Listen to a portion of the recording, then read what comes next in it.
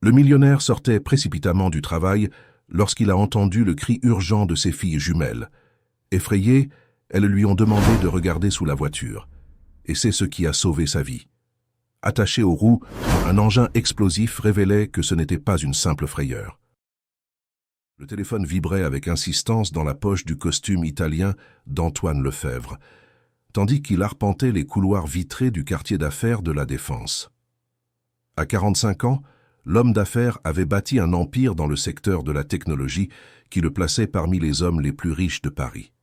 Ses pas résonnaient avec la précipitation de celui qui vivait constamment contre la montre. Toujours un appel, toujours une réunion, toujours une affaire à plusieurs millions d'euros qui attendait son attention. En cet après-midi de mars, la chaleur moite de Paris collait à la peau comme une seconde chemise. Antoine ajusta sa cravate en soie tout en discutant avec son directeur financier de l'expansion sur le marché américain. C'était l'opportunité qu'il attendait depuis des années, le projet qui transformerait Lefebvre Tech en une véritable multinationale. Ses mots sortaient vite, précis, chargés de l'urgence de celui qui ne pouvait pas perdre une seule seconde. « Il me faut ces rapports pour demain matin », disait-il au téléphone, ignorant complètement l'agitation autour de lui. L'échéance avec les investisseurs ne peut pas être repoussée. C'est alors que deux voix fines et familières fendirent l'air conditionné de l'environnement d'entreprise. « Papa, attends !» Chloé et Léa courèrent dans sa direction dans les couloirs de l'immeuble, leurs cheveux bruns détachés flottant au vent de leur propre vitesse. Les jumelles de 7 ans semblaient sorties d'un conte de fées, vêtues de leurs uniformes scolaires bleu marine, leurs petits sacs à dos sautant sur leur dos menu.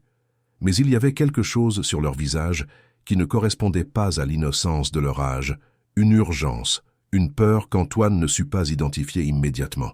« Les filles, qu'est-ce que vous faites ici ?» Antoine interrompit son appel en fronçant les sourcils. « Comment êtes-vous entré dans l'immeuble? Où est Élodie ?» Léa, la plus bavarde des deux, agrippa la manche du veston de son père avec une force disproportionnée pour ses petites mains. Ses yeux marrons, identiques à ceux de sa sœur et hérités de la mère qu'elles avaient perdue 3 ans plus tôt, étaient écarquillés d'une manière qui fit se contracter l'estomac d'Antoine. « Papa, tu ne peux pas monter dans la voiture, » dit Chloé, la plus calme, mais tout aussi déterminée. « S'il te plaît, il faut que tu regardes en dessous avant. » Antoine regarda d'une fille à l'autre, confus. « De quoi parlez-vous? En dessous de la voiture? Pourquoi ?» Les filles échangèrent un regard lourd de sens, comme si elles partageaient un terrible secret qu'elles seules connaissaient. C'était quelque chose qu'elles faisaient depuis qu'elles savaient communiquer, cette connexion silencieuse que seuls les jumeaux possèdent, comme si elles étaient 2 parties d'une même âme divisée en 2. « Élodie est sortie de la maison très tôt ce matin, » commença Léa, sa petite voix tremblante. « Elle pensait qu'on dormait, mais je me suis réveillée pour boire. »« De l'eau. »« Et elle fouillait dans ton bureau, » compléta Chloé, « dans les tiroirs que tu laisses toujours fermés à clé. » Antoine sentit une pointe d'irritation. Ils étaient déjà passés par là, les filles se plaignant de leur belle-mère, inventant des histoires, manifestant cette jalousie enfantine qu'ils considéraient comme naturelle après la perte de leur mère. Élodie Bernard était entrée dans leur vie comme un rayon de lumière après des années d'obscurité, élégante, attentionnée, présente d'une manière qu'ils ne s'attendaient pas à retrouver après le départ de Carole. « Les filles, on a déjà parlé... »« De ça ?» dit Antoine, essayant de garder patience. « Élodie est ma femme maintenant. Elle a le droit d'être n'importe où dans notre maison, et vous ne pouvez pas inventer des choses sur elle juste parce que... »« On n'invente rien, » l'interrompit Léa, des larmes dans les yeux. « Papa, elle parlait au téléphone en anglais, et elle a dit qu'aujourd'hui, c'était le jour. » Le cœur d'Antoine manqua un battement. Élodie ne parlait pas couramment anglais, du moins, pas à sa connaissance. Depuis 2 ans qu'ils étaient ensemble, elle lui demandait toujours de l'aide pour des traductions, évitait toujours les réunions avec des partenaires internationaux en prétextant des difficultés avec la langue. Quel jour? De quoi parlait-elle? Antoine s'accroupit pour se mettre à la hauteur de ses filles, chose qu'il faisait de moins en moins dernièrement. L'odeur de leur shampoing pour enfants lui rappela des souvenirs de quand elles étaient plus petites, de quand il avait encore le temps de leur donner le bain, de leur lire des histoires avant de dormir. Chloé regarda nerveusement autour d'elle avant de murmurer « Elle a dit à quelqu'un que cet après-midi il découvrira qu'il aurait dû écouter les enfants. Et après elle a ri, papa. Mais ce n'était pas un bon rire. Un frisson parcourut l'échine d'Antoine. Il y avait quelque chose dans la façon dont Chloé imitait le ton de sa belle-mère qui sonnait trop authentique pour être inventé. Et il y avait des détails, de petits détails qu'une enfant de 7 ans ne pourrait pas fabriquer. Et il y a autre chose, continua Léa en saisissant la main de son père. Hier soir, quand tu dormais, elle est sortie de la maison. Elle est restée dehors très longtemps, et quand elle est revenue, elle sentait l'essence. Le monde d'Antoine sembla légèrement trembler. Élodie ne conduisait pas. Depuis leur mariage, c'était toujours lui qui emmenait la famille quelque part, où ils utilisaient un chauffeur. Pourquoi sentirait-elle l'essence? « S'il te plaît, papa, implora Chloé, ses petites mains jointes en une prière. Regarde juste sous la voiture avant de monter. S'il n'y a rien, on ne se plaindra plus jamais d'Élodie. On te le promet. » Antoine regarda ses filles, les regarda vraiment, pour la première fois depuis des mois. Il vit la peur authentique dans leurs yeux, la façon dont elles se serraient l'une contre l'autre pour se donner du courage, le tremblement presque imperceptible de leurs lèvres. Ce n'était pas de la jalousie, ce n'était pas un caprice, c'était de la terreur pure. Et pour la première fois depuis qu'il avait rencontré Élodie, un doute réel s'installa dans son cœur comme une graine empoisonnée. « D'accord, » dit-il finalement, sa voix sortant plus rauque qu'il ne l'aurait voulu. « Allons au parking, mais après, je veux que vous m'expliquiez en détail tout ce que vous avez vu. » Ce qu'Antoine ne savait pas, c'est qu'à ce moment-là, tandis que ses filles le guidaient à travers les couloirs en direction du sous-sol, Élodie observait tout à travers les caméras de sécurité sur son propre téléphone et son sourire parfait révélait enfin sa véritable nature. Le parking souterrain du centre d'affaires était plongé dans une pénombre artificielle, éclairé seulement par les lumières de secours qui créaient des ombres dansantes entre les piliers de béton.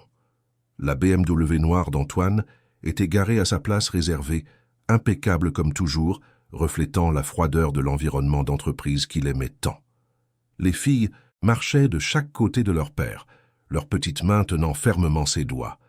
Antoine pouvait sentir la nervosité de ses filles à travers leur contact. Chloé avait les mains moites et Léa se mordait la lèvre inférieure si fort qu'elle y avait laissé une petite marque rouge. « Là !»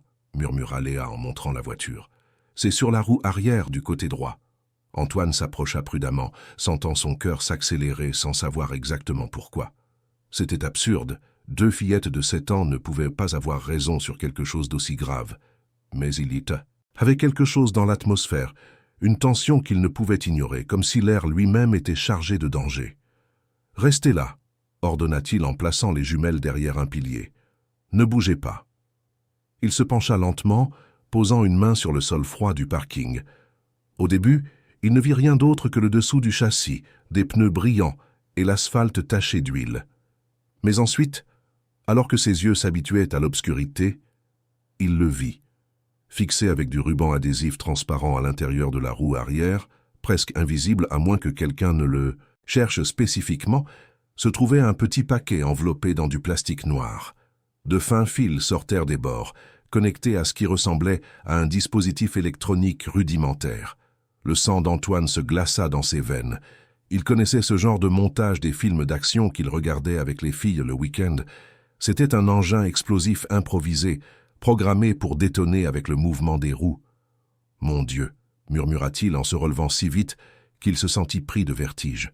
Ses jambes tremblaient lorsqu'il retourna vers ses filles, qui l'observaient avec des yeux écarquillés. Il y avait vraiment quelque chose, n'est-ce pas, papa? Demanda Chloé d'une petite voix, comme si elle connaissait déjà la réponse d'après l'expression de son père. Antoine les attira loin de la voiture, la panique prenant le dessus sur son raisonnement. « Il faut qu'on sorte d'ici maintenant », dit-il en les prenant toutes les deux dans ses bras en même temps, ignorant leur poids. « Allons à la loge du gardien. » Tandis qu'il courait vers la sortie du parking, portant ses filles, une seule question martelait son esprit. Comment Élodie avait-elle pu accéder au parking privé de l'immeuble? Seuls lui et 3 autres personnes possédaient le badge magnétique pour cet étage. La loge de sécurité se trouvait à l'entrée principale du bâtiment. Charles, le gardien de nuit qu'Antoine connaissait depuis des années, se leva immédiatement en voyant l'homme d'affaires arriver essoufflé avec les 2 fillettes.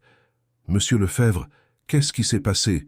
Vous êtes tout pâle. »« Charles, il faut que vous appeliez la police immédiatement, » dit Antoine en essayant de contrôler sa respiration.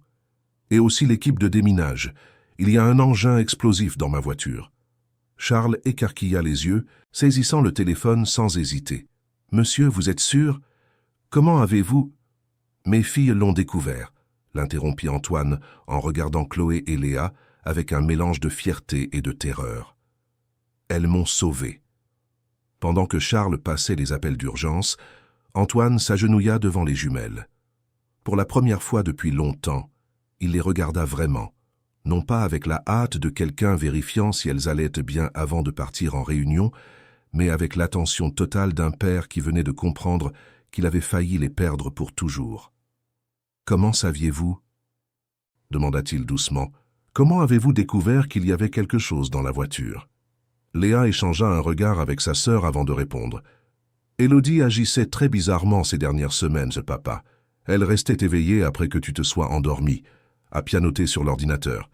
Et hier… »« Hier, quoi ?»« Hier, elle pleurait au téléphone, » continua Chloé. « Mais ce n'était pas de la tristesse. C'était comme quand on pleure en regardant un film d'horreur, tu sais, de nervosité. » Antoine sentit un nœud dans son estomac. « Et qu'avez-vous vu d'autre ?»« Elle a pris une photo de ta voiture hier matin, » dit Léa, « avec son téléphone, et puis elle l'a envoyée à quelqu'un par WhatsApp. On l'a vu parce qu'on prenait notre petit déjeuner dans la cuisine. »« Pourquoi ne me l'avez-vous pas dit avant ?» Les filles baissèrent les yeux honteuses. Chloé fut la première à parler. « Parce que la dernière fois qu'on s'est plainte d'Élodie, tu t'es fâchée et tu as dit qu'on était jalouse, qu'elle était notre maman maintenant. » La culpabilité frappa Antoine comme un coup, de poing à l'estomac. Il se souvint de la conversation, 3 mois plus tôt lorsque les jumelles s'étaient en plainte, qu'Élodie touchait aux affaires de papa et disait des choses bizarres au téléphone. Il avait été dur avec elle, les accusant de ne pas accepter la nouvelle configuration familiale. « Pardonnez-moi » murmura-t-il en les serrant fort dans ses bras.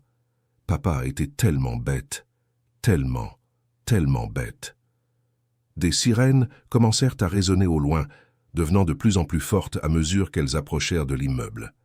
En quelques minutes, l'endroit fut envahi par des policiers, des pompiers et l'équipe spécialisée en explosifs. Antoine observait tout de loin, ses filles pressées contre sa poitrine, essayant encore de réaliser l'ampleur de ce qui venait de se passer. Le chef de l'équipe de déminage, un homme d'âge mûr à l'expression sérieuse, s'approcha d'eux après 40 minutes de travail tendu. « Monsieur Lefebvre, nous confirmons qu'il y avait bien un engin explosif artisanal fixé à votre véhicule, » dit-il en retirant son casque. « Rudimentaire mais potentiellement mortel, il a été désamorcé en toute sécurité. » Comment aurait-il fonctionné? Il était programmé pour détonner avec le mouvement des roues. Dès que vous auriez démarré et commencé à rouler, la vibration aurait activé le mécanisme. Vous et toute personne dans la voiture. Le chef ne termina pas sa phrase, mais il n'en avait pas besoin. Antoine comprit parfaitement.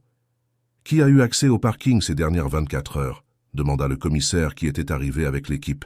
« À part moi, seule ma femme Élodie a le badge magnétique pour cet étage, » répondit Antoine, la réalité le frappant comme une vague glaciale. « Et le personnel de nettoyage, mais il travaille pendant la journée sous surveillance. »« Nous allons devoir parler à votre femme, » dit le commissaire en prenant des notes. « Où est-elle en ce moment ?» Antoine regarda sa montre. Il était 18h30. Élodie devrait être à la maison, préparant le dîner, aidant les filles avec leurs devoirs, toutes les choses normales qu'une épouse et une belle-mère feraient. Mais maintenant, il se demandait, au cours des 2 dernières années, quelque chose avait-il jamais été vraiment normal chez eux? « Elle doit être à la maison, » répondit-il, mais sa voix trahissait l'incertitude qui commençait à grandir dans sa poitrine comme une mauvaise herbe. Le commissaire hocha la tête.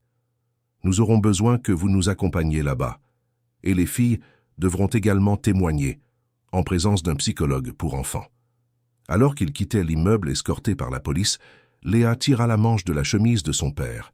« Papa, Élodie va être fâchée contre nous ?» Antoine s'arrêta de marcher un instant, regardant les filles qui venaient de lui sauver la vie. Pour la première fois, il ne vit pas en elles 2 fillettes gâtées et jalouses, mais 2 jeunes filles courageuses qui avaient affronté un danger réel pour le protéger. « Ne vous inquiétez pas pour Élodie, » dit-il. sa voix chargée d'une détermination qu'il n'avait pas ressentie depuis des années. Papa va s'occuper de tout maintenant. Mais même en disant cela, une question terrible résonnait dans son esprit. Si Élodie était capable d'essayer de le tuer, que prévoyait-elle d'autre? Et pendant combien de temps ses filles seraient-elles vraiment en sécurité? Ce qu'il ne savait pas, c'est qu'à ce moment précis, Élodie était à la maison en train de détruire des preuves et de préparer une version des faits qui ferait d'elle la victime parfaite d'une machination élaborée. La maison d'Antoine Lefebvre à Neuilly-sur-Seine était bien trop silencieuse quand ils arrivèrent. Normalement, à 19h, Élodie serait dans la cuisine à préparer le dîner, de la musique classique jouant en fond sonore, l'odeur d'herbes fraîches parfumant l'air. Mais ce soir-là, seul le vide les accueillit. « Élodie » appela Antoine, sa voix résonnant dans les couloirs de marbre de la demeure. Les jumelles se cachèrent derrière lui, se regroupant instinctivement comme elles le faisaient quand elles étaient petites. « Où es-tu » Le commissaire Durand fit signe à ses hommes de se disperser dans la maison. « Monsieur Lefebvre, il vaut mieux que vous restiez ici avec les filles pendant que nous faisons une première vérification. » Mais Léa tira le bras de son père, murmurant avec urgence « Papa, elle n'est pas là. Sa voiture n'était pas dans le garage quand on est arrivé. » Antoine regarda par la fenêtre du salon et confirma. La Mercedes blanche d'Élodie n'était effectivement pas à sa place habituelle. Une sensation étrange s'installa dans sa poitrine. En 2 ans de mariage, Élodie n'était jamais sortie de la maison sans prévenir, surtout à l'heure du dîner. « Peut-être qu'elle est allée faire des courses, » murmura-t-il, plus pour lui-même que pour ses filles.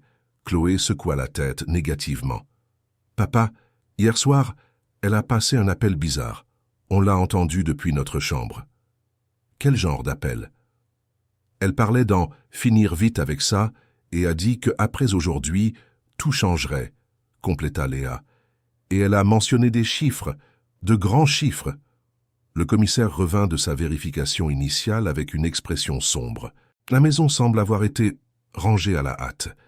Il y a des tiroirs ouverts dans le bureau, des papiers éparpillés, comme si quelqu'un avait cherché quelque chose de spécifique. Antoine suivit le commissaire jusqu'à son bureau privé, au premier étage de la maison. L'endroit qu'il connaissait comme sa poche était complètement différent. Ses dossiers personnels étaient en désordre, des tiroirs qu'il gardait toujours verrouillés étaient ouverts, et il y avait des papiers froissés dans la corbeille. « Elle avait accès à cette pièce ?» demanda le commissaire. « Oui, mais... » Antoine hésita. Un souvenir inconfortable lui revenant à l'esprit. « En fait, il y a quelques semaines, j'ai remarqué que certains documents importants n'étaient pas là où je les avais laissés. Quand j'ai demandé, Élodie a dit qu'elle était juste en train de ranger. » Le commissaire commença à ramasser les papiers de la corbeille, les lissant soigneusement. Parmi eux, il trouva des fragments d'une police d'assurance-vie. « Monsieur Lefebvre, avez-vous souscrit une assurance récemment ?»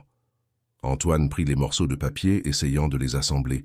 Le montant le fit chanceler, 5 millions d'euros, avec Élodie Bernard Lefebvre comme unique bénéficiaire. « Je n'ai jamais signé ça. »« Mais c'est bien votre signature. » Le commissaire pointa le coin inférieur de la page. C'était bien la sienne, parfaitement identique à son écriture.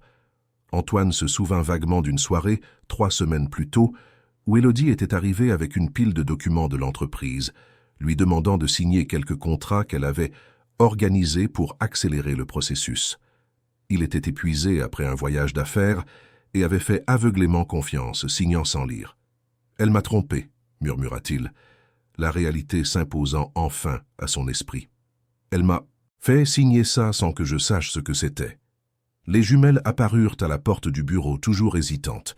Chloé tenait quelque chose dans ses mains, un petit dictaphone qu'Antoine reconnut comme l'un des jouets électroniques qu'il leur avait acheté pour Noël. « Papa, il y a quelque chose qu'on doit te montrer, » dit Chloé en tendant l'appareil. « On a enregistré Élodie qui parlait au téléphone hier soir. » Antoine regarda le commissaire, qui hocha la tête en signe d'encouragement. « Vous pouvez le faire jouer, les filles. » Léa appuya sur le bouton, de lecture avec des doigts tremblants. La voix d'Élodie résonna dans le bureau cristalline et froide, d'une manière qu'Antoine n'avait jamais entendue auparavant. « Oui, tout est prêt pour demain. Le dispositif a été installé comme convenu. » Non, il ne se doute de rien. Les filles ont essayé de l'alerter plusieurs fois, mais il ne les écoute pas. 5 millions. comme convenu. La moitié maintenant, la moitié après que tout soit terminé. Ne t'inquiète pas pour les enfants. Elles iront dans un orphelinat et je serai hors du pays avant même l'enterrement. Le silence qui suivit fut assourdissant. Antoine eut l'impression que le sol s'était dérobé sous ses pieds. La femme avec qui il avait partagé son lit ces 2 dernières années, à qui il avait confié son cœur et ses filles, prévoyait non seulement de le tuer, mais aussi d'abandonner Chloé et Léa, comme si elles étaient des déchets. « Il y a plus », dit Léa d'une voix étranglée. Elle a aussi parlé de l'entreprise. L'enregistrement continua, et la voix d'Élodie devint encore plus calculatrice. Après sa mort, je vendrai les actions à ce groupe chinois qui était intéressé. Ils savent déjà que le prix va chuter considérablement avec la nouvelle. Oui, on aura l'impression qu'il traversait des difficultés financières et que moi, en tant que veuve, je dois tout liquider rapidement. Non, personne ne se doutera de rien. Tout le monde sait à quel point il est accro au travail. Ils penseront que c'était le stress, peut-être une crise cardiaque. Antoine dut s'appuyer sur le bureau pour ne pas tomber. Il ne s'agissait pas seulement de l'argent de l'assurance. Élodie avait prévu de détruire complètement tout ce qu'il avait construit, de vendre son entreprise pour une fraction de sa valeur réelle et de disparaître avec une fortune. Le commissaire arrêta l'enregistrement. « Monsieur Lefebvre, nous devons émettre un mandat d'arrêt immédiatement. Cet enregistrement est une preuve suffisante pour... »« Papa ?» l'interrompit Chloé, sa voix petite et effrayée. Élodie est revenue. Sa voiture entre dans le garage. Tous coururent à la fenêtre du salon. En effet, la Mercedes blanche se garait tranquillement dans le garage, comme si c'était une soirée normale. Élodie sortit de la voiture en portant des sacs de course, ses cheveux blonds parfaitement coiffés, un sourire serein sur le visage.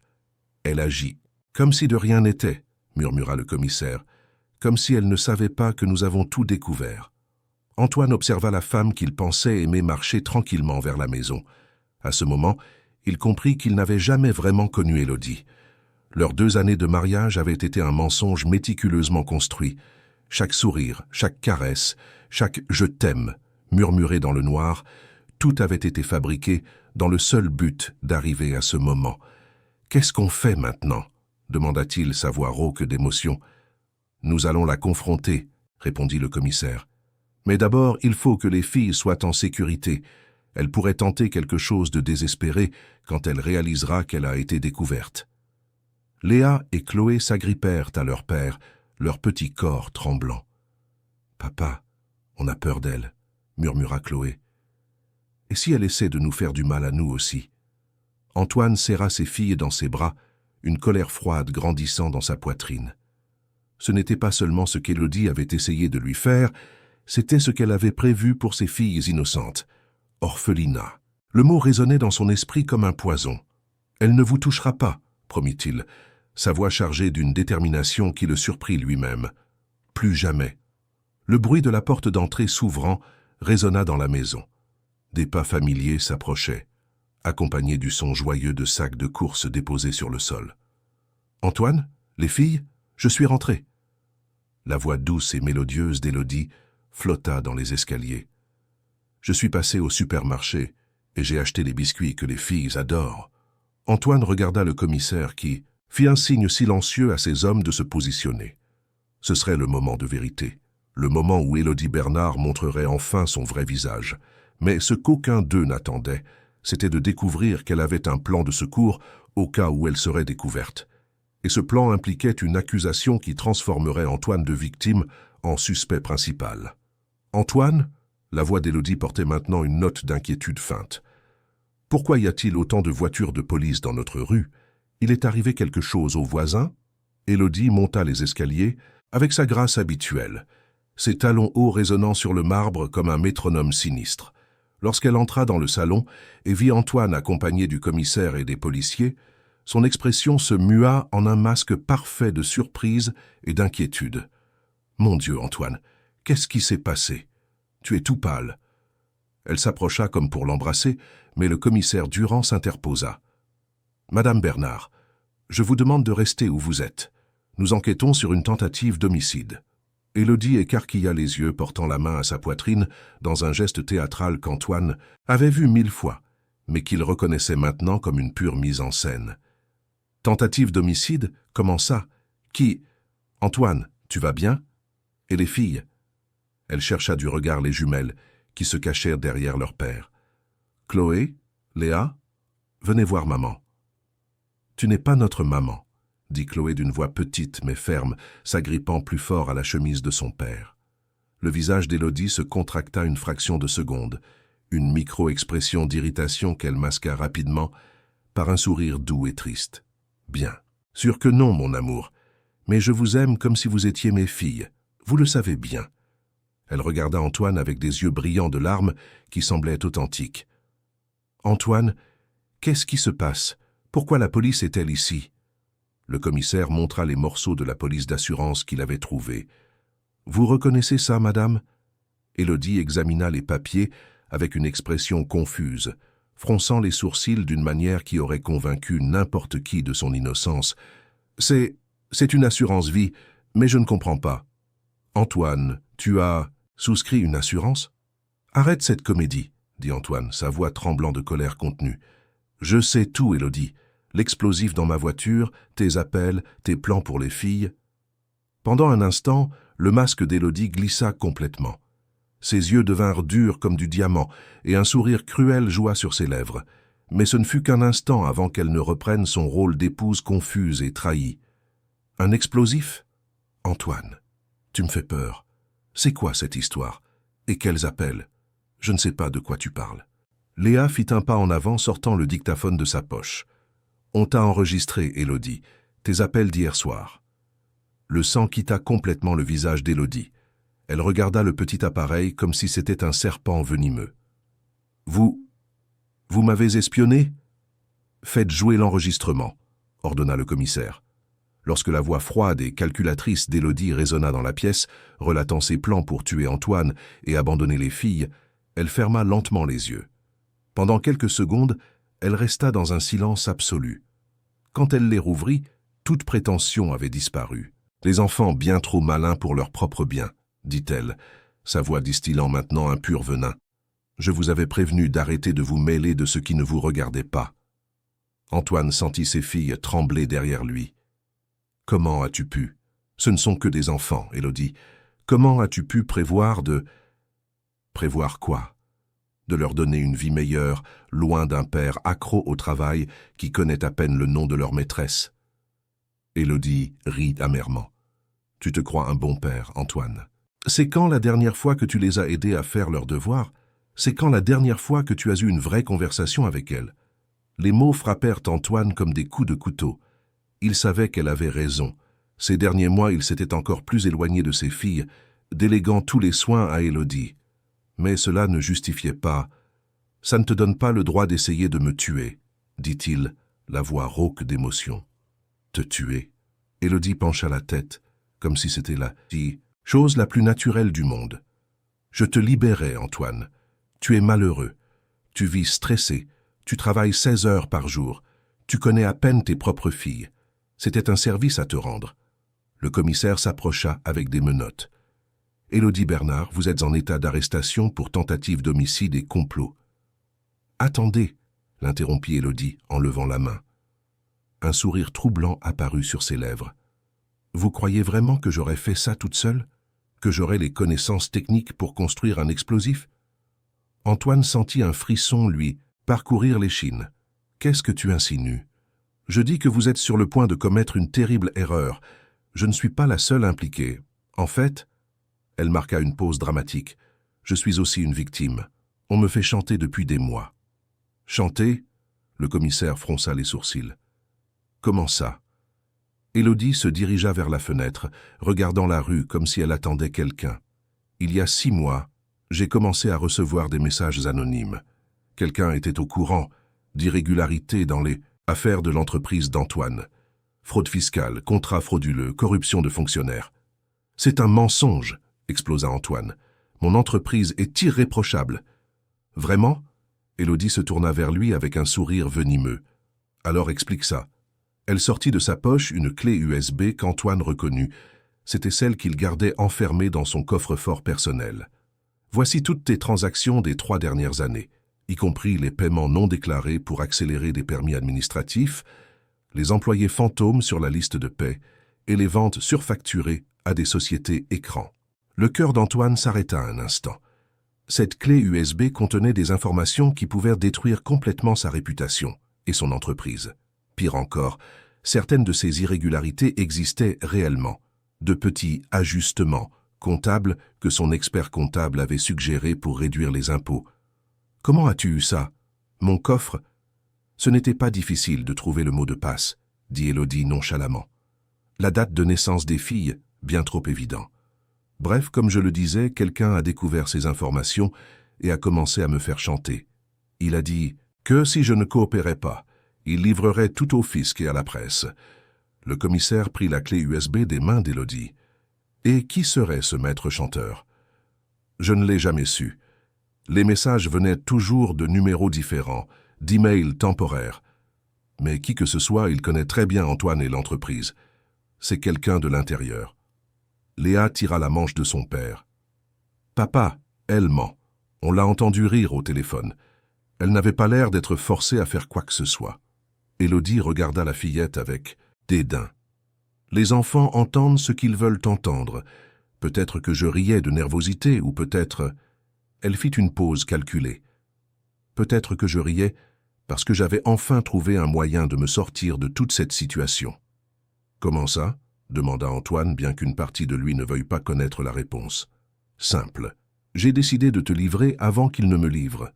J'ai rassemblé toutes les preuves des irrégularités de ton entreprise et j'étais prête à les remettre aux autorités. L'explosif dans la voiture, c'était un dernier recours, désespéré des vrais criminels quand ils ont découvert que j'allais les dénoncer. La pièce devint silencieuse, tandis que tous digéraient cette nouvelle version des faits. C'était assez élaboré pour semer le doute, surtout qu'Élodie avait réellement des preuves d'irrégularité dans l'entreprise. Mais Chloé, qui était restée silencieuse jusqu'alors, fit un pas en avant. « Si on te faisait chanter, pourquoi as-tu parlé de vendre les actions de l'entreprise? Pourquoi as-tu dit que tu allais quitter le pays? Pourquoi as-tu parlé de nous mettre dans un orphelinat ?»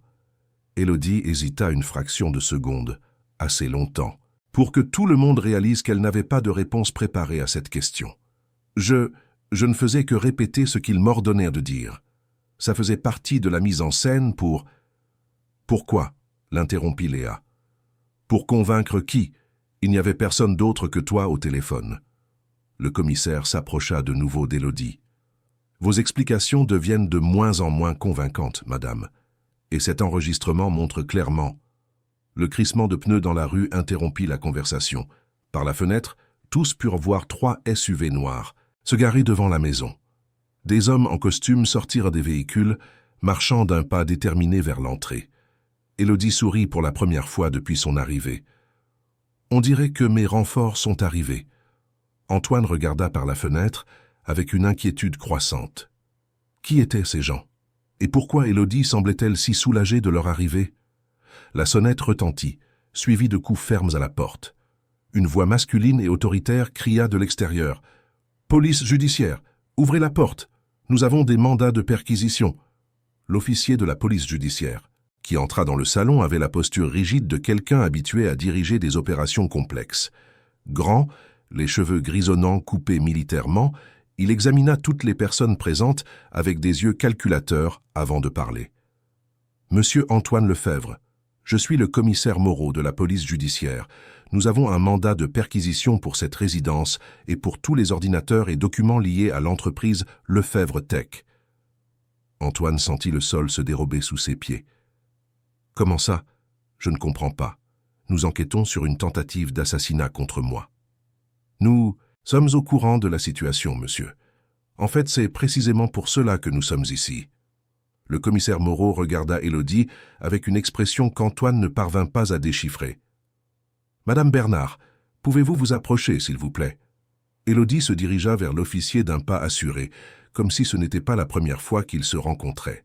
Le commissaire Durand observait la scène avec une confusion croissante.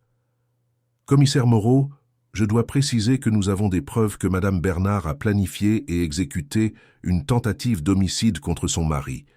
Nous avons des enregistrements. Nous en sommes également conscients, commissaire Durand. Mais il y a des facteurs dans cette enquête qui vont bien au-delà d'une simple tentative d'assassinat domestique. » Antoine serra plus fort les jumelles dans ses bras, sentant que quelque chose de terrible était sur le point de se produire. « Qu'est-ce que vous voulez dire par là? Quel facteur ?» Le commissaire Moreau sortit un dossier de la mallette qu'il portait. « Monsieur Lefebvre, depuis combien de temps connaissez-vous réellement votre femme ?»« 2 ans. Nous nous sommes rencontrés lors d'une conférence sur la technologie... » Antoine s'arrêta, un souvenir troublant refaisant surface. « En fait, maintenant que j'y pense, c'est elle qui m'a abordé à cet événement. Elle a dit qu'elle était investisseuse. » « Élodie Bernard n'est pas investisseuse, monsieur Lefebvre. Ce n'est même pas son vrai nom. » L'officier ouvrit le dossier, révélant plusieurs photographies. Son vrai nom est Marine Olivier, et c'est une agente infiltrée qui travaille pour nous depuis 5 ans. Le silence qui suivit fut si dense que le son de la respiration des enfants semblait amplifié. Antoine regarda Élodie, Marine, comme s'il voyait une parfaite inconnue, parce que, réalisait-il maintenant, c'était exactement ce qu'elle était. « Agente infiltrée ?» demanda Léa de sa petite voix. « Comme dans les films ?» Marine prit enfin la parole, sa voix maintenant complètement différente, plus ferme, professionnelle, sans le ton doux et mélodieux qu'Antoine connaissait. « Antoine, je suis désolé que les choses en soient arrivées là. Vraiment désolé. »« Désolé ?» explosa Antoine, sa voix chargée d'une colère et d'une douleur qu'il ne se savait pas posséder. « Tu as fait semblant de m'aimer pendant 2 ans. Fais semblant d'aimer mes filles. Tu as essayé de me tuer. »« Je n'ai jamais essayé de te tuer, » dit fermement Marine. « L'explosif était un dispositif factice. Il ne fonctionnait pas. Il a été placé là pour forcer la situation à arriver au point où nous en sommes maintenant. » Le commissaire Moreau confirma d'un signe de tête. « L'engin était inoffensif, monsieur Lefebvre. Une mise en scène pour que nous arrivions à ce moment. » « Quel moment ?» Antoine avait l'impression d'être dans un cauchemar. « Je ne comprends rien à ce qui se passe. Il y a 3 ans, nous avons reçu des informations selon lesquelles Lefebvre Tech était utilisé comme façade pour du blanchiment d'argent par une organisation criminelle internationale, expliqua l'officier.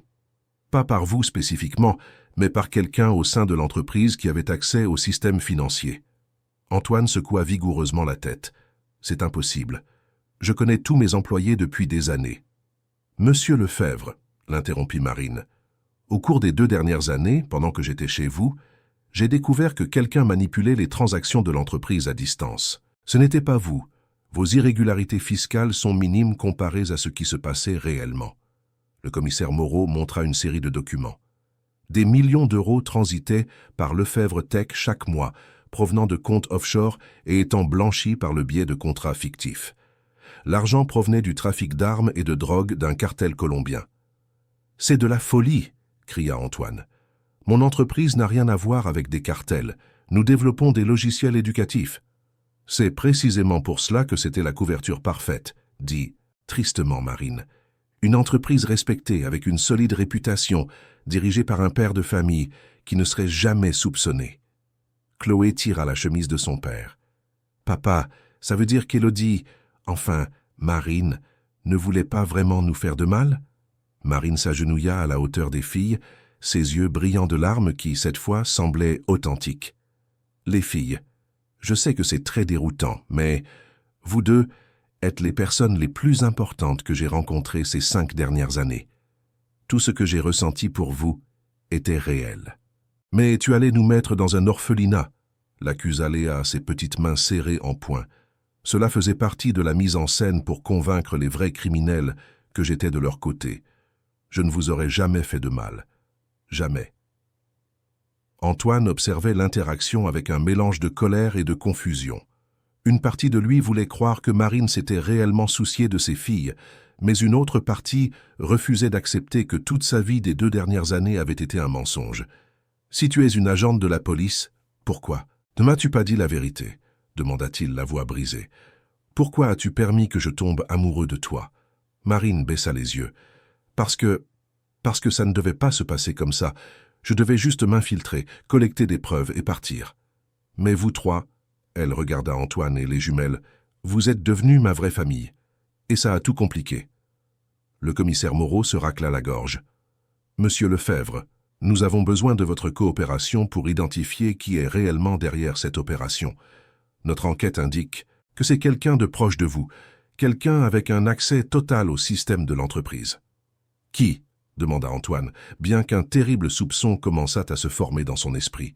« Quelqu'un qui connaît vos mots de passe, vos horaires, votre routine familiale, » dit doucement Marine.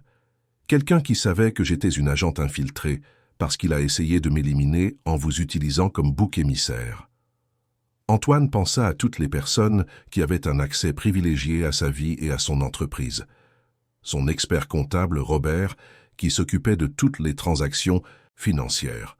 Son associé minoritaire, Frédéric, qui poussait toujours pour des expansions douteuses. Sa secrétaire, Lucie, qui avait accès à tous ses rendez-vous et mots de passe. « Il y a autre chose », continua le commissaire Moreau. « Qui que soit le vrai coupable, il a découvert que Marine était une agente infiltrée il y a 3 semaines. C'est pour cela qu'elle a accéléré l'opération du faux explosif. Elle devait se révéler avant d'être réellement assassinée. « Il y a 3 semaines, » murmura Antoine en se souvenant. « C'est quand j'ai signé cette police d'assurance sans le savoir, et quand des documents importants ont disparu de mon bureau à l'entreprise. » « Exactement. Quelqu'un créait des preuves pour vous incriminer au cas où Marine serait tuée, » expliqua l'officier. « Le plan était d'éliminer l'agente infiltrée et de faire croire que vous aviez tué votre femme pour l'argent de l'assurance. » Chloé prit timidement la main de Marine. « Élodie, Marine, tu es en danger ?» Marine sourit tristement à la fillette. « Je l'étais, mon amour. Mais maintenant que tout est révélé, vous et moi sommes en sécurité. »« Et papa ?» demanda Léa, faisant preuve d'une perspicacité au-delà de ses 7 ans. C'est alors que le téléphone d'Antoine sonna. Le nom sur l'écran lui glaça le sang. Frédéric Allary, son associé, et meilleur ami depuis 15 ans. Le commissaire Moreau lui fit signe de répondre, activant un système d'enregistrement. « Allô, Frédéric ?»« Antoine, Dieu merci. Je viens d'apprendre qu'il y a eu un problème chez toi. Toi et les filles, vous allez bien ?» La voix inquiète de Frédéric semblait parfaitement naturelle, mais il y avait quelque chose derrière que Antoine pouvait maintenant percevoir, une tension forcée. « Nous allons bien, Frédéric. En fait, nous avons découvert des choses intéressantes aujourd'hui. »« Comme quoi ?»« Antoine, ta voix est bizarre. Il s'est passé quelque chose ?» Antoine regarda le commissaire Moreau, qui hocha la tête en signe d'encouragement. « Frédéric, depuis combien de temps sais-tu que Marine est une agente de la police ?» Le silence de l'autre côté de la ligne dura une éternité. Quand Frédéric parla enfin, sa voix avait complètement changé. Elle était froide, calculatrice, méconnaissable. « Félicitations, Antoine. Tu as enfin compris. Dommage que ce soit trop tard. » L'appel continua sur haut-parleur, et la voix de Frédéric résonnait dans la pièce avec une froideur qui fit frissonner Antoine. 15 ans d'amitié, de confiance absolue, de partage de rêves et de réussite, tout se désagrégeait en quelques secondes. « Frédéric, comment as-tu pu ?» demanda Antoine, sa voix chargée de douleur. « Nous avons bâti cette entreprise ensemble. Tu es le parrain de mes filles. »« Ah, Antoine, toujours aussi sentimental, » ricana amèrement Frédéric. « Tu crois vraiment que je suis resté toutes ces années satisfait d'être l'associé minoritaire, te regardant nager dans l'argent pendant que je me contentais des miettes ?» Le commissaire Moreau fit des signes pour qu'il maintienne Frédéric en ligne pendant qu'il traçait la localisation de l'appel. Marine prit les mains des jumelles, les éloignant subtilement vers la porte au cas où elle devrait en sortir rapidement. « Des miettes ?» cria presque Antoine. « Tu as gagné des millions avec notre société, tu as une vie confortable, ta famille n'a jamais manqué de rien. »« Confortable » répéta Frédéric avec dédain. « Pendant que tu achetais des hôtels particuliers et des voitures de luxe, je devais me contenter d'un appartement dans le 15e. Pendant que tes filles étudiaient dans les meilleures écoles privées, ma fille devait se contenter de l'école publique parce que tu oubliais accidentellement d'approuver mes augmentations de participation aux bénéfices. » Antoine resta silencieux, une lourde culpabilité s'installant dans sa poitrine. Il était vrai que Frédéric avait demandé plusieurs fois de renégocier sa participation dans l'entreprise, et Antoine avait toujours trouvé des excuses pour reporter ces conversations. « Ça ne justifie pas la trahison, Frédéric, » dit-il finalement. « Encore moins d'impliquer des cartels de la drogue. »« La trahison ?» Frédéric rit de nouveau, mais il y avait une profonde amertume dans sa voix. La trahison a commencé quand tu m'as promis une association à parts égales et que tu as ensuite modifié les contrats seul, réduisant ma participation année après année. Tu pensais que je ne m'en rendrais pas compte? Chloé murmura à Marine. C'est quoi un cartel? Marine se pencha, parlant à voix basse. Ce sont des gens très méchants, mon amour. Mais ne vous inquiétez pas, vous êtes en sécurité maintenant. Quand les Colombiens m'ont contacté il y a 3 ans, m'offrant une fortune pour utiliser notre entreprise comme façade, j'ai vu l'occasion parfaite, continua Frédéric. Tu n'as même pas remarqué, quand j'ai commencé à créer les sociétés écrans, les contrats fictifs, tu étais toujours trop occupé avec tes réunions importantes. Le commissaire Moreau montra sur sa tablette qu'il avait triangulé la localisation de l'appel. Frédéric était à l'aéroport de Roissy, essayant probablement de fuir le pays. « Et Marine, comment as-tu découvert qu'elle était une agente ?» demanda Antoine, essayant de gagner du temps. « Ah, ta chère. »« Épouse ?» dit Frédéric d'un ton venimeux. « L'année dernière, quand elle a commencé à poser des questions sur les finances de l'entreprise, j'ai engagé un détective privé pour la suivre. J'ai découvert qu'elle rencontrait régulièrement des officiers de police. C'est là que j'ai compris que vous étiez plus malin que je ne le pensais. » Marine ferma les yeux, se reprochant clairement d'avoir été découverte. « Frédéric, tu sais qu'on va t'attraper. Pourquoi ne te rends-tu pas? »« Marine, ma chère, ou devrais-je dire agent Olivier ?» Frédéric rit. « Tu crois vraiment que je n'ai pas de plan de fuite? Je suis à 5 minutes d'embarquer sur un vol pour un pays sans traité d'extradition. Et le meilleur, c'est qu'Antoine va porter tout le chapeau. »« Comment ça ?» intervint le commissaire Moreau. « Simple. Ces 6 derniers mois, j'ai créé une piste de preuve parfaite montrant qu'Antoine a découvert les activités illégales et a décidé de s'associer au cartel pour s'enrichir encore plus. Quand l'enquête s'approfondira, ils trouveront des comptes offshore à son nom, des registres de voyage qu'il n'a jamais faits, et des emails falsifiés négociant des cargaisons de drogue. » Antoine sentit le monde tourner autour de lui. « C'est un mensonge. Je n'ai jamais... » « Bien sûr que c'est un mensonge, Antoine. Mais c'est très bien documenté. Et quand ils trouveront Marine morte... »« Morte ?» Marine pâlit. « Frédéric, tu ne peux pas. En fait, j'ai déjà mis les plans en marche. Il y a un tireur d'élite positionné dans les immeubles près de chez toi. Dès que je donnerai le signal, il tirera à travers la fenêtre du salon. L'enquête conclura qu'Antoine a tué sa femme pour la faire taire sur ses affaires criminelles. » Les jumelles s'agrippèrent à Marine, effrayées par ce qu'elles entendaient. Léa se mit à pleurer doucement, et Chloé, même en étant la plus calme, semblait paniquer. Le commissaire Moreau parla immédiatement dans sa radio. « Équipe Alpha, nous avons un tireur à proximité. Balayez tous les immeubles dans un rayon de 500 mètres de la résidence. Code rouge. »« Frédéric, tes filles sont ici, » dit Antoine, désespéré. « Mes filles, que tu as portées dans tes bras quand elles étaient bébés, qui t'appellent tonton. Comment peux-tu faire ça en leur présence? »« Ah oui, les filles. » Frédéric marqua une pause, et quand il reprit la parole, il y avait quelque chose de différent dans sa voix, une hésitation qui n'était pas là avant. « Je ne voulais pas qu'elle soit présente. Le plan était qu'elle soit à l'école. »« Mais on est là, tonton Frédéric, » dit Chloé, s'approchant du téléphone avec un courage qui surprit tout le monde. « Et tu nous fais peur. » Le silence de l'autre côté de la ligne s'éternisa. Léa rejoignit sa sœur. « Tonton Frédéric, tu te souviens? Quand maman est morte et que tu t'es occupé de nous pendant 3 jours, tu nous avais fait des pâtes délicieuses et tu avais regardé des dessins animés avec nous. La voix de Frédéric trembla perceptiblement. « Je me souviens, les filles. »« Alors pourquoi veux-tu faire du mal à papa ?» demanda Chloé avec l'innocence dévastatrice des enfants. « Et pourquoi veux-tu faire du mal à Marine? Elle nous fait des câlins et nous aide à faire nos devoirs. » Marine essuya les larmes de ses yeux, émue par la défense des filles. « Parce que, » commença Frédéric, mais sa voix se brisa. « Parce que parfois les adultes font de mauvaises choses quand ils sont blessés, et j'étais très blessé par votre papa.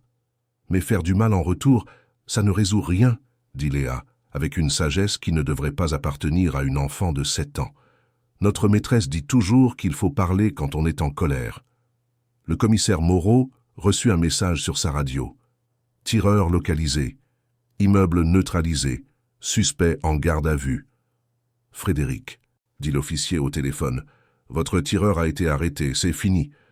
Rendez-vous maintenant et nous pourrons peut-être négocier une peine moins lourde. »« Non, » répondit Frédéric, mais sa voix était brisée.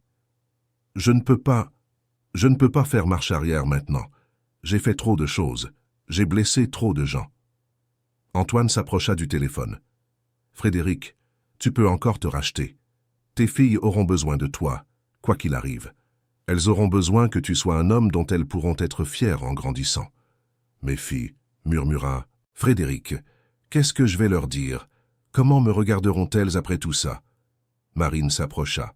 « Frédéric, je peux vous donner ma parole d'officier de police que si vous vous rendez maintenant et collaborez à l'enquête, nous recommanderons que vous soyez placé sous protection des témoins. Vous pourrez reconstruire votre vie et vos filles pourront vous rendre visite. Et si je ne me rends pas, alors vous serez considéré comme un fugitif international, vos biens seront saisis et votre famille sera démunie. Vos filles grandiront en sachant que leur père a choisi de fuir plutôt que de se battre pour elles. » Le silence s'étendit pendant plus d'une minute. Finalement, la voix de Frédéric revint, mais elle était maintenant chargée de résignation. « Antoine, tu me pardonnes ?» Antoine regarda ses filles, qui observaient la conversation avec des yeux écarquillés, et Marine qui avait risqué sa vie pour protéger sa famille. Il pensa à toutes ces années d'amitié qui avaient été corrompues par la cupidité et le ressentiment. « Frédéric, je ne sais pas si je peux te pardonner maintenant, mais peut-être, avec le temps, peut-être pourrons-nous trouver un moyen pour que tu te rachètes. »« D'accord, » dit Frédéric, sa voix semblant épuisée. « Je me rends. Mais je veux parler personnellement à Chloé et Léa avant d'être arrêté. Je veux m'excuser auprès d'elles. » Le commissaire Moreau hocha la tête. « Cela peut s'arranger à condition que ce soit dans un environnement contrôlé. » Pendant que les détails de l'arrestation de Frédéric étaient organisés, Antoine regarda autour de lui dans la pièce. Sa vie avait été complètement bouleversée en quelques heures, mais une chose était claire, ses filles avaient non seulement sauvé sa vie, mais elles avaient aussi touché le cœur d'un homme perdu dans les ténèbres. Restait à savoir si cette famille brisée parviendrait à se reconstruire après tant de trahisons et de découvertes douloureuses. 3 jours plus tard, Antoine se trouvait dans la salle de visite du siège de la police judiciaire, observant Frédéric être escorté, menotté, jusqu'à la table où ils étaient assis. L'homme qu'il avait considéré comme son meilleur ami semblait avoir vieilli de 10 ans en seulement 72 heures. Cheveux en désordre, barbe naissante, yeux rouges de quelqu'un qui n'avait pas dormi. Chloé et Léa étaient assises de chaque côté de leur père, leurs petites mains nerveusement entrelacées. Marine était également présente, mais elle gardait une distance respectueuse, naviguant encore sur le territoire complexe de sa nouvelle identité dans la vie de cette famille. « Bonjour les filles », dit Frédéric d'une voix rauque en s'asseyant à la table. Ses mains tremblantes se dirigèrent vers les menottes, comme s'il voulait les enlever pour serrer les jumelles dans ses bras, mais il se souvint de sa situation. « Salut, tonton Frédéric », répondit timidement Léa. « Tu vas bien ? Tu as l'air triste. » Frédéric ferma les yeux, un instant, luttant contre les larmes. « Je suis très triste, mon amour. Très, très triste d'avoir fait de mauvaises choses qui vous ont blessé, vous et votre papa. » Chloé, toujours la plus observatrice, étudia le visage de l'homme qu'elle connaissait depuis sa naissance. « Tonton Frédéric, pourquoi as-tu fait ces choses? Tu as toujours été gentil avec nous. »« Parce que j'étais très en colère et jaloux de votre papa, » répondit Frédéric avec une honnêteté douloureuse. « Et quand on est très en colère pendant très longtemps, on fait parfois de très mauvais choix. De très très mauvais choix. » Antoine observait l'interaction en silence, luttant contre des émotions contradictoires.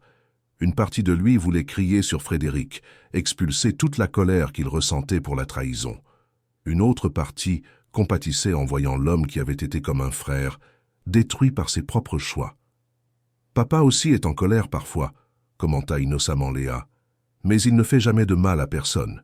Il va juste dans son bureau et il tape sur la table. » Frédéric sourit tristement. « Votre papa est un homme bien meilleur que moi, ma petite.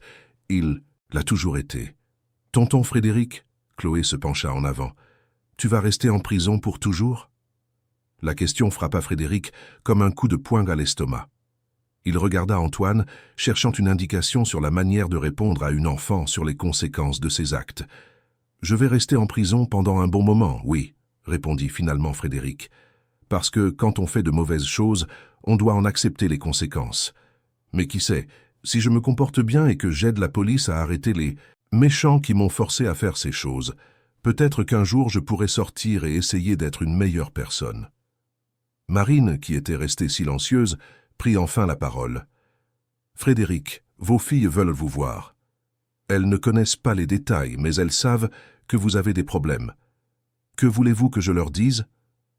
Frédéric baissa la tête, les épaules tremblant sous le poids de la responsabilité.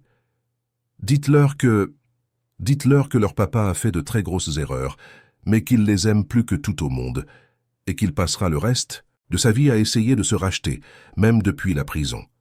Je m'occuperai d'elles, dit doucement Marine. Je veillerai à ce qu'elles aient le soutien psychologique nécessaire et qu'elles puissent vous rendre visite quand elles seront prêtes. » Antoine parla enfin, sa voix chargée de douleur. « Frédéric, il y a une chose que je dois comprendre. Pendant tout ce temps, alors que tu complotais pour me détruire, tu continuais à venir aux barbecues à la maison, à jouer avec les filles, à être leur parrain. Comment pouvais-tu les regarder en sachant ce que tu préparais ?» Frédéric leva les yeux et Antoine y vit une angoisse sincère. « C'était la partie la plus difficile, Antoine. Chaque fois que je les voyais, une partie de moi voulait tout abandonner. Elle me rappelait l'homme que j'étais, avant que la cupidité et le ressentiment ne me consument. »« Alors pourquoi n'as-tu pas arrêté ?» demanda Chloé avec la logique simple des enfants. « Parce que j'avais trop honte d'admettre ce que j'avais fait, » expliqua Frédéric.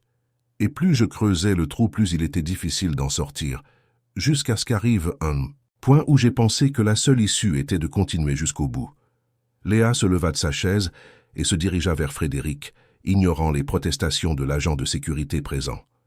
Elle tendit ses petits bras et serra l'homme menotté dans ses bras, qui se mit à pleurer silencieusement. « Je t'aime bien quand même, tonton Frédéric, » murmura-t-elle, « même si tu as fait de mauvaises choses, mais tu dois promettre que tu essaieras d'être gentil à nouveau. »« Je te le promets, ma princesse, » murmura Frédéric contre les cheveux de la fillette. « Je promets que je passerai le reste de ma vie à essayer de mériter ce câlin. » Chloé se joignit à l'étreinte, et pendant un instant, la pièce fut dans un silence absolu, seul le son des sanglots de Frédéric résonnant contre les murs froids. Quand les filles retournèrent à leur place, Antoine se pencha en avant. « Frédéric, j'ai besoin que tu m'aides à comprendre une chose. Comment vais-je expliquer aux filles que tout l'argent de l'entreprise, notre maison, leur style de vie, tout pourrait être compromis si l'on découvre d'autres irrégularités ?» La majeure partie de l'argent sale transitait par des comptes séparés que j'ai créés à ton insu, expliqua Frédéric. Les finances légitimes de l'entreprise sont saines. Tu perdras peut-être quelques contrats quand tout cela deviendra public, mais les fondations de Lefebvre Tech sont solides. Marine intervint. J'ai déjà parlé à mes supérieurs à ce sujet, Antoine. La police judiciaire publiera un communiqué précisant que vous avez été une victime de l'opération, et non un participant. Cela devrait minimiser les dommages à la réputation de l'entreprise. Et concernant les poursuites que je pourrais encourir pour négligence, avec la coopération de Frédéric et les preuves que nous avons recueillies, vous ne risquez probablement que des amendes pour des irrégularités fiscales mineures, rien qui ne compromette gravement votre patrimoine. Antoine ressentit un immense soulagement, mais une autre question le tourmentait. « Frédéric, quand tu as découvert que Marine était une agente, pourquoi n'as-tu pas simplement fui? Pourquoi avoir élaboré tout ce plan pour m'incriminer » Frédéric hésita avant de répondre. « Parce que je voulais que tu ressentes ce que j'ai ressenti toutes ces années. La trahison, le sentiment de voir sa vie détruite par quelqu'un en qui on a confiance. Je voulais que tu perdes tout comme je pensais avoir tout perdu. Mais tu n'avais rien perdu, dit Antoine, sincèrement confus. Tu étais riche, respecté, tu avais une famille magnifique. J'avais perdu ma dignité, répondit Frédéric avec amertume. Chaque jour, en arrivant à l'entreprise et en sachant que je n'étais que l'associé minoritaire, que je dépendais de ton bon vouloir pour tout. Chaque fois que tu prenais une décision importante sans me consulter, chaque fois que tu modifiais quelque chose dans les contrats sans m'en avertir, c'était comme si je n'étais qu'un simple employé grassement payé. Antoine absorba ces mots, une compréhension douloureuse se formant dans son esprit. Frédéric, si tu m'avais dit ce que tu ressentais, m'aurais-tu écouté? Vraiment? Demanda Frédéric. Ou m'aurais-tu donné une réponse polie avant de continuer à faire les choses à ta manière. Le silence d'Antoine fut une réponse suffisante. Chloé brisa le moment de tension. « Tonton Frédéric, quand tu sortiras de prison, tu pourras être de nouveau l'ami de papa ?» Frédéric regarda Antoine, avec une expression chargée de regret et d'espoir. « Ça dépend de votre papa, ma petite. Si un jour il arrive à me pardonner, j'aimerais beaucoup essayer de reconstruire notre amitié, mais il se peut que ce que j'ai fait soit impardonnable. » Antoine regarda ses filles, qui observèrent la conversation avec des yeux pleins d'espoir, puis Marine, qui avait risqué sa vie pour protéger sa famille, et enfin Frédéric, détruit par ses propres choix. « Le pardon n'est pas quelque chose qu'on accorde du jour au lendemain, dit-il finalement. Mais peut-être avec beaucoup de temps et beaucoup d'efforts de ta part, pourrons-nous retrouver le chemin de l'amitié. Ce ne sera pas comme avant, mais ce sera peut-être quelque chose de nouveau et d'honnête. » Frédéric hocha la tête, des larmes coulant sur son visage. « C'est plus que ce que je mérite, Antoine, bien plus. » L'agent de sécurité signala que le temps de visite était écoulé. Frédéric se leva lentement, jetant un dernier regard aux jumelles. « Prenez bien soin de votre papa, » dit-il. « Et souvenez-vous toujours que vous êtes les filles les plus courageuses que j'ai jamais connues. C'est vous qui avez sauvé toute la famille. » Tandis que Frédéric était raccompagné à sa cellule, Antoine serra ses filles dans ses bras. Il y avait beaucoup de travail à faire, thérapie familiale, reconstruction de sa relation avec Marine, décision sur l'avenir de l'entreprise. Mais pour la première fois depuis des jours, il sentait qu'il y avait de l'espoir.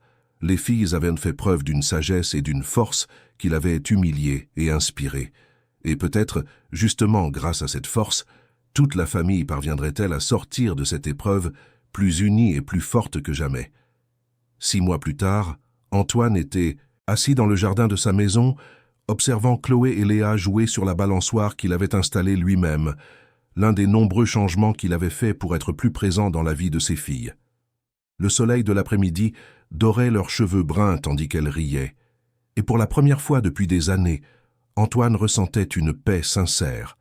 L'entreprise avait survécu au scandale mieux que prévu. Avec la coopération de Frédéric dans les enquêtes et la clarification publique de la police judiciaire sur son rôle de victime, Lefebvre Tech avait conservé la plupart de ses clients et même décroché de nouveaux contrats, attiré par la transparence qu'Antoine avait mise en place dans tous les processus. Mais les plus grands changements avaient eu lieu à la maison.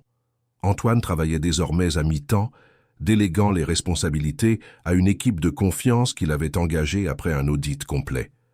Ses matinées et ses après-midi étaient consacrés aux jumelles. Il les emmenait personnellement à l'école, les aidait à faire leurs devoirs, regardait leurs dessins animés préférés et surtout les écoutait vraiment. « Papa, regarde comme je me balance haut !»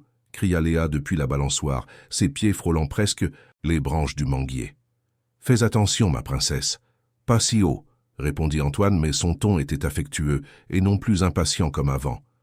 Marine, elle avait gardé le prénom que les filles connaissaient, apparut sur le seuil de la cuisine, s'essuyant les mains sur un tablier. Sa situation avait été compliquée à résoudre. Officiellement, sa mission d'agente infiltrée était terminée, mais personnellement, elle était devenue une partie intégrante de cette famille. « Le dîner est presque prêt, » annonça-t-elle. « Chloé, tu peux appeler ta sœur pour qu'elle vienne se laver les mains. » Les derniers mois avaient été une période d'adaptation pour tous. Marine avait été mutée à un poste administratif à la police judiciaire, travaillant à la protection des témoins. Une façon pour elle de continuer à utiliser ses compétences sans avoir à s'infiltrer dans d'autres familles. Antoine avait insisté pour qu'elle reste vivre avec eux, non seulement parce que les filles l'aimaient, mais aussi parce qu'il avait lui-même découvert que les sentiments qu'il avait développés pour elle étaient réels, indépendamment de sa véritable identité. « Marine, » dit Chloé en entrant dans la maison, « tu te souviens ? Quand tu étais Élodie et que tu faisais semblant d'être quelqu'un d'autre, Marine s'agenouilla pour se mettre à la hauteur de la fillette. « Je me souviens, mon amour. Pourquoi cette question ? » « C'est bizarre, mais je crois que je t'aime encore plus maintenant, » dit Chloé avec l'honnêteté brutale des enfants. « Quand tu étais Élodie, tu souriais beaucoup, mais tes yeux étaient parfois tristes. Maintenant, tes yeux sourient aussi. » Marine sentit ses yeux s'embuer de larmes. C'était vrai, pour la première fois en 5 ans, elle ne jouait pas un rôle. Elle pouvait être elle-même avec cette famille, et cela avait été libérateur d'une manière qu'elle n'attendait pas. Pendant le dîner, Léa raconta avec enthousiasme l'exposé de sciences qu'elle ferait à l'école la semaine suivante. « C'est sur comment écouter peut sauver des vies, dit-elle. Je vais raconter notre histoire, mais sans dire les vrais noms. » Antoine faillit s'étouffer avec sa nourriture. « Notre histoire. Tu es sûr que c'est une bonne idée? » La maîtresse a dit que c'est important que les gens sachent que les enfants voient parfois des choses que les adultes ne voient pas, expliqua Chloé, et que les parents doivent toujours écouter quand leurs enfants disent que quelque chose ne va pas. Marine et Antoine échangèrent un regard. Les filles avaient géré toute cette expérience traumatisante d'une manière étonnamment mature, la transformant en une leçon de vie qu'elles voulaient partager. « Vous voulez vraiment raconter cette histoire à toute l'école » demanda Antoine. « Oui, dirent-elles à l'unisson, parce que peut-être qu'un autre enfant à l'école essaie de prévenir ses parents de quelque chose d'important, mais que ses parents ne l'écoutent pas. » Après le dîner, pendant que les filles regardèrent la télévision dans le salon, Antoine et Marine s'assirent sur la terrasse pour discuter, comme ils le faisaient chaque soir depuis quelques mois. « Parfois, je me demande ce que serait notre vie si les filles n'avaient pas remarqué l'explosif ce jour-là, dit Antoine en observant les étoiles. « Ce ne serait pas une vie, répondit simplement Marine. Tu serais mort, moi probablement aussi, et elle serait dans un orphelinat. Frédéric se serait enfui à l'étranger et n'aurait jamais été attrapé. Et maintenant ?» Marine sourit. « Maintenant, Frédéric collabore pleinement à l'enquête. Ses contacts avec le cartel ont conduit au démantèlement d'un réseau qui blanchissait de l'argent dans des entreprises partout en France. Il purgera sa peine, mais bénéficiera probablement d'une réduction pour bonne conduite et collaboration. « Et nous ?» demanda Antoine en lui prenant la main. « Que sommes-nous maintenant? Des amoureux? Une famille étrange? Une ex-infiltrée et une ex-cible ?» Marine rit, un son authentique et joyeux qu'Antoine avait appris à distinguer de ses rires forcés du passé. « Nous sommes ce que nous aurions toujours dû être, depuis le début. Une vraie famille, construite sur l'honnêteté et l'amour véritable, pas sur des mensonges et des missions. » Je peux te poser une question que j'ai toujours voulu te poser? Bien sûr. À un moment donné, pendant ces 2 ans, es-tu vraiment tombée amoureuse de moi? Ou tout cela faisait-il partie du jeu? Marine se tourna pour lui faire face complètement. Antoine, au 3e mois de la mission, je savais déjà que j'étais émotionnellement compromise. Au 6e mois, j'étais éperdument amoureuse de toi et des filles. La première année, j'envisageais sérieusement d'abandonner la mission et de te dire la vérité. Pourquoi ne l'as-tu pas fait? Parce que j'avais peur, admit-elle. Peur que tu me détestes pour le mensonge, peur de vous perdre tous les 3, peur que les filles ne puissent jamais me pardonner. Et aussi parce que je savais que Frédéric préparait quelque chose, je ne savais juste pas quoi. Antoine absorba ces mots en silence, puis il se leva et s'agenouilla devant Marine, sortant une petite boîte de sa poche. Marine Olivier, agente de la police judiciaire ex-infiltrée, seconde mère de mes filles et amour de ma vie, dit-il en ouvrant la boîte pour révéler une bague simple mais élégante. « Veux-tu m'épouser? Pour de vrai cette fois. » Marine regarda la bague, puis l'homme qu'elle avait appris à aimer sincèrement, et enfin les 2 fillettes qui observaient par la fenêtre du salon avec d'énormes sourires. « Elle savait que tu allais faire ça ?» demanda-t-elle en riant à travers ses larmes. « C'était leur idée, » admit Antoine. « Chloé a dit que tu faisais déjà partie de notre famille. Alors pourquoi ne pas le rendre officiel? Et Léa a dit que comme ça, tu n'aurais plus jamais besoin de faire semblant d'être quelqu'un d'autre. » Marine tendit la main, tremblant légèrement. « Oui, Antoine Lefebvre, je veux t'épouser. Et cette fois, je promets qu'il n'y aura plus de secret entre nous. » Quand Antoine lui passa la bague au doigt, Chloé et Léa explosèrent en cris de joie et coururent sur la terrasse, sautant dans les bras des 2 adultes. « Maintenant, on est une vraie famille, » déclara Léa. « On l'a toujours été, » corrigea Chloé. « C'est juste que maintenant tout le monde le sait. » Cette nuit-là, après que les filles se furent endormies, Antoine s'assit à son bureau pour écrire une lettre qu'il s'était promis d'écrire. Elle était adressée à Frédéric, qui purgeait sa peine en détention. « Frédéric, » commença-t-il, « tes filles sont venues nous rendre visite la semaine dernière avec leur mère. Elles vont bien, elles grandissent fortes et intelligentes comme tu l'as toujours su. Elles ont insisté pour me donner un dessin pour toi. Il est joint à cette lettre. C'est un dessin de vous 2. Quand tu sortiras de prison, jouant dans le parc comme vous le faisiez avant, je veux que tu saches que je m'occupe de leur pension comme promis et que ton ex-femme accepte bien le soutien financier. Je veux aussi que tu saches que Chloé et Léa demandent de tes nouvelles chaque semaine et sont impatientes de te rendre visite quand tu te sentiras prêt. Marine et moi nous marions le mois prochain. Ce sera une petite cérémonie, juste la famille proche. Je sais que ça peut paraître ironique de le dire, mais tu es toujours considéré comme de la famille, malgré tout. Tes filles seront demoiselles d'honneur aux côtés des miennes. J'espère que tu utilises ce temps pour réfléchir et guérir. L'homme que j'ai connu pendant 15 ans existe encore quelque part en toi, et j'espère qu'il retrouvera son chemin. Les filles ont raison de dire qu'on devrait toujours donner une seconde chance aux gens qu'on aime. Quand tu seras prêt pour cette seconde chance, nous serons là. Ton ami, et j'espère pouvoir le redire un jour, Antoine. En fermant la lettre, Antoine regarda par la fenêtre le jardin où ses filles avaient joué jusqu'au coucher du soleil. Elles étaient les véritables héroïnes de cette histoire. 2 fillettes de 7 ans qui avaient sauvé non seulement sa vie, mais toute sa famille, simplement parce qu'elles avaient eu le courage de dire « Papa, regarde sous la voiture ». Dans cette simple phrase se trouvait la leçon la plus importante qu'il ait apprise. Parfois, la sagesse vient des endroits les plus inattendus. Parfois, ceux qui nous sauvent sont précisément les personnes que nous attendons le moins, les petites voix que nous nous obstinons à ne pas écouter, les regards attentifs que nous choisissons d'ignorer, les cœurs purs qui voient ce que nos yeux d'adultes fatigués ne peuvent plus discerner. Et Antoine Lefebvre se fit une promesse silencieuse, à lui-même et à ses filles. Il n'arrêterait plus jamais d'écouter. Il ne considérerait plus jamais une de leurs inquiétudes comme trop petite. Il ne supposerait plus jamais que son expérience d'adulte était plus précieuse que l'intuition pure de 2 fillettes de 7 ans. Parce qu'en fin de compte, ce sont elles qui avaient vraiment su regarder en bas quand cela comptait le plus. Et c'est ce qui avait sauvé tout le monde.